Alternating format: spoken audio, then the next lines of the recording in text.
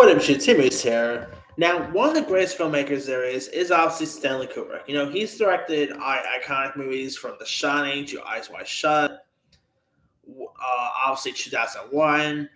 But there are movies that he actually had a script for, but never really got made, that he never actually directed himself. One of which was Steven Spielberg's AI. That was actually originally a Stanley Kubrick script, but Spielberg actually directed it. Well, looks like Steven Spielberg might actually be directing another unmade Kubrick script, which is his Napoleon film. Now, of course, later this year, Ridley Scott will release his upcoming Napoleon movie with Joaquin Phoenix, but he's not the only one major filmmaker mounting a cinematic take on the French military commander's life and pursuits. After being in development for some time, it looks like an adaptation of Stanley Kubrick's unproduced Napoleon script is finally moving ahead in the hands of Steven Spielberg. As revealed at a Berlin press conference today, the film's director said that the project is in active development with a backing of Stanley Kubrick's widow, Christine Kubrick, and his longtime producer and brother-in-law, Jen Holland. The large production will actually take the form of a seven-part limited series for HBO. Back when Kubrick was developing it, uh, the research war epic was courting Aubrey Hepburn and Jack Nicholson, the latter of whom will go on to lead The Shining. But after the financial disappointment, War and Peace, and Warlow, it was shelved. After Kubrick passed, Baz Luhrmann and even Cary Fukunaga were circling to adapt the project, clocking in at 155 pages and chronicling the French Emperor's Napoleon Bonaparte's mission to conquer Europe in the 19th century.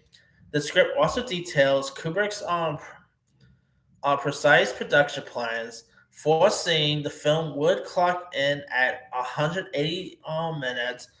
He broke up the 150 days shoot from July to September of 1969, which would include up to 15,000 extras as troops, although Romania offered 30,000 500 books for research and shooting on 70 millimeter.